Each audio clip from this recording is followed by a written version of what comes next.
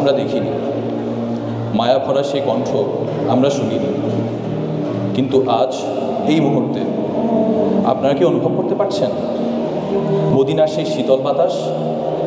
আপনারা কি অনুভব করতে পারছেন এই মজলিসের কোথাও হয়তো রহমতে ফেরেশতারা আমাদের ঘিরে আছে? কারণ আজ আমরা এমন একজনের কথা বলতে চলেছি যিনি স্বয়ং বিশ্বজগতের প্রতিপালক আল্লাহ সুবহানাহু ওয়া তাআলার হাবিব। তিনি হাবিবুল্লাহ, আল্লাহর বন্ধু, উভয় জাহানের মানবের সর্দার বিশ্বনবী মুহাম্মদ সাল্লাল্লাহু আলাইহি ওয়াসাল্লাম। অথচ আজকের এই যান্ত্রিক নগরে আমাদের ব্যস্ততম জীবনে আমরা কি একবারও ভেবেছি কে তিনি? আমাদের সাথে তার সম্পর্কটা আসলে কিসের?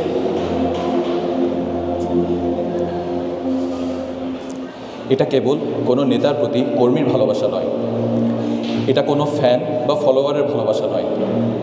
এই ভালোবাসা, এই টান রক্তের চেয়েও গভীর, আত্মার চেয়েও আপন। আসুন একটু পিছনে ফিরে যাই 1400 বছর আগের মক্কার ধুলিমলিন পথে। আপনার কি মক্কার অলিগলিতে হাঁটা সেই মানুষটিকে দেখতে পাচ্ছেন, যিনি ছিলেন মক্কার সবচেয়ে সম্ভ্রান্ত বংশের সন্তান? সবাই তাকে আল আমিন বলে বুকে জড়িয়ে ধরতেন। নবুয়তের পর সেই মানুষটি হয়ে গেলেন সবার শত্রু। আপনারা কি দেখতে পাচ্ছেন সেই দিনের দৃশ্য? কাবার চত্বর, সিজদায় পড়ে আছেন বিশ্বনবী সাল্লাল্লাহু আলাইহি ওয়াসাল্লাম নিজ রবের সামনে অবনত। ঠিক সেই মুহূর্তে কুরাইশের এক লোক উটের পচা, গলিত, দুর্গন্ধযুক্ত নারী ভুঁড়ি ছুঁড়ে মারল আল্লাহর হাবিবের পবিত্র পিঠের উপর। কল্পনা করতে পারেন সেই দুর্গন্ধ, সেই ভারী বোঝা? নারী ভুঁড়ির দুর্গন্ধে শ্বাস বন্ধ হয়ে আসছে। ভারে তিনি নড়তে পারছেন না। সেদিন দৌড়ে এসেছিল ছোট্ট মেয়ে ফাতিমা। বাবার পিঠ থেকে ময়লা সরাতে সরাতে ফাতিমা কাঁদছিল। মাথা তুলে মেয়ের চোখের পানি মুছে তিনি বললেন, কেঁদো না মা, আল্লাহ তোমার বাবাকে রক্ষা করবে।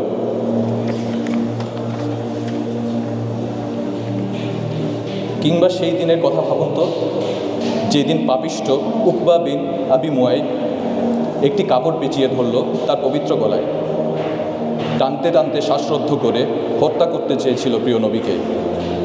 তিনি কি তখন নিজের কথা ভেবেছিলেন? আর তাইফের সেই দিনটির কথা মনে হলে আজও আকাশ বাতাস ভারী হয়ে ওঠে। তিনি গেলেন মানুষকে মুক্তির পথ দেখাতে, আর তারা প্রতিদান দিল পাথর দিয়ে, বৃষ্টির মতো পাথর। বখাটে ছেলেরা পাথর মারছে, রক্তাক্ত হচ্ছেন আল্লাহর হাবিব সাল্লাল্লাহু আলাইহি ওয়াসাল্লাম। ফিনকি দিয়ে রক্ত বেরোচ্ছে তার পবিত্র দেহ মোবারক থেকে। রক্ত গড়িয়ে গড়িয়ে জুতো পায়ের কাছে জমাট বেঁধে যায়। ব্যথায় বেহুশ হয়ে পড়েন আল্লাহর হাবিব সাল্লাল্লাহু আলাইহি ওয়াসাল্লাম। সেদিন তো পাহাড়ের ফেরেশতারা এসেও বলেছিলেন, হে আল্লাহর রসুল, হুকুম দিন, এই দুই পাহাড়ের মাঝখানে গিয়ে ধ্বংস করে দেই এই জনপদকে। রক্ত মাখা ঠোঁটে সেদিনও তিনি অভিযোগ করেননি, বলেছিলেন, না, ওরা বুঝতে পারেনি। আমি আশাবাদী হয়তো এদের অনাগত সন্তানরা একদিন আল্লাহকে ডাকবে। তার জন্য ছিল এই রক্ত, কার জন্য এই হাহাকার? শুধুমাত্র আমার জন্য, আপনার জন্য, আমাদের জন্য। তিনি আমাদের কতটা ভালোবাসতেন তা কি আমরা কখনো অনুভব করেছি?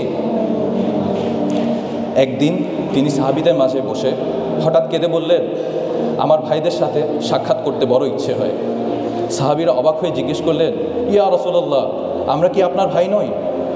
তিনি বললেন, তোমরা তো আমার সাহাবী, আমার ভাই তো তারা যারা পরবর্তীতে আসবে, আমাকে না দেখেও তারা আমার প্রতি ঈমান আনবে। তিনি আমাকে আপনাকে ভাই বলে সম্বোধন করেছেন।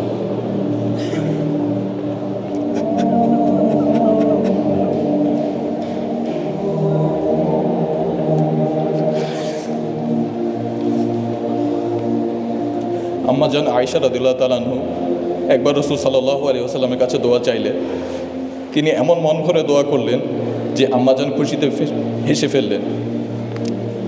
নবীজি তখন জিজ্ঞেস করলেন, আয়েশা, আমার দোয়া কি তোমাকে আনন্দ দিয়েছে? আম্মাজান বললেন, অবশ্যই। তখন তিনি বললেন, আল্লাহর কসম, আমি প্রতি সালাতে আমার উম্মতের জন্য ঠিক এই দোয়াটিই করি।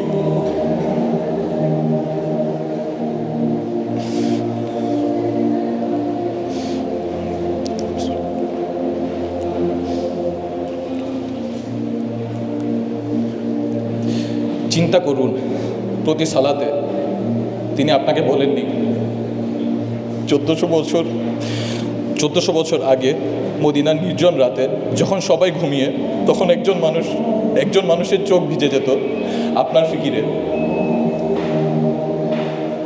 আর আজ আমরা সেই উম্মত, তাকে কোথায় নিয়ে দাঁড়িয়ে আছি? বিদায় বেলায় এক পবিত্র দৃশ্য মন জুড়িয়েছিল তার। হযরত আবু বকর রাদিয়াল্লাহু তাআলা আনহু এর ইমামতিতে সাহাবীরা সালাত আদায় করছেন, আর তিনি পর্দার আড়াল থেকে এই দৃশ্য দেখে মুচকি হাসছেন। তার প্রশান্তি ছিল, আমার উম্মত একতাবদ্ধ, আমার উম্মত আল্লাহর পানে রুকু সিজদায় অবনত। কিন্তু আজ যদি রাসূল সাল্লাল্লাহু আলাইহি ওয়াসাল্লাম ফিরে আসতেন, যদি তিনি দেখতেন তার সেই আদরের উম্মতের মসজিদগুলো আজ ফজরের সময় খালি পড়ে থাকে, যদি তিনি দেখতেন তার ভাইয়েরা আজ অশ্লীলতায় মত্ত, যেই উম্মতের জন্য তিনি উহুদে রক্ত ঝরিয়েছেন, সেই মানুষেরা আজ সামান্য দুনিয়ার লোভে মিথ্যা বলে, ধোঁকা দেয়।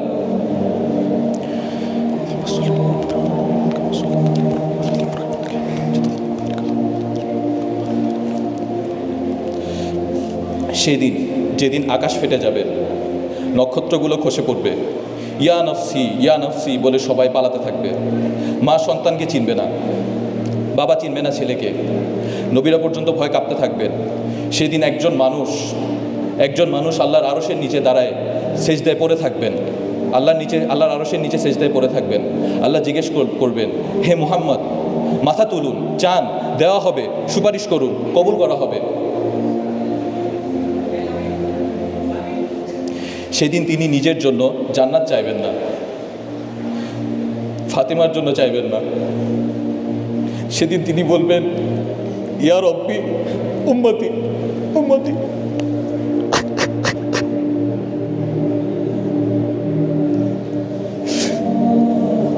হে আল্লাহ, আমার উম্মত। যিনি আমার জন্য হাসরের মাঠেও কাঁদবেন। কেমন করে আমরা সেই নবীর সুন্নাতকে অবজ্ঞা করি?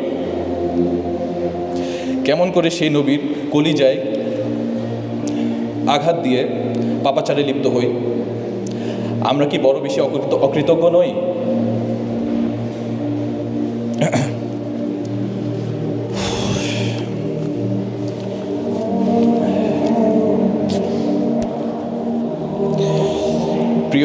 প্রিয় ভাই ও বোনেরা, সময় ফুরিয়ে যায়নি।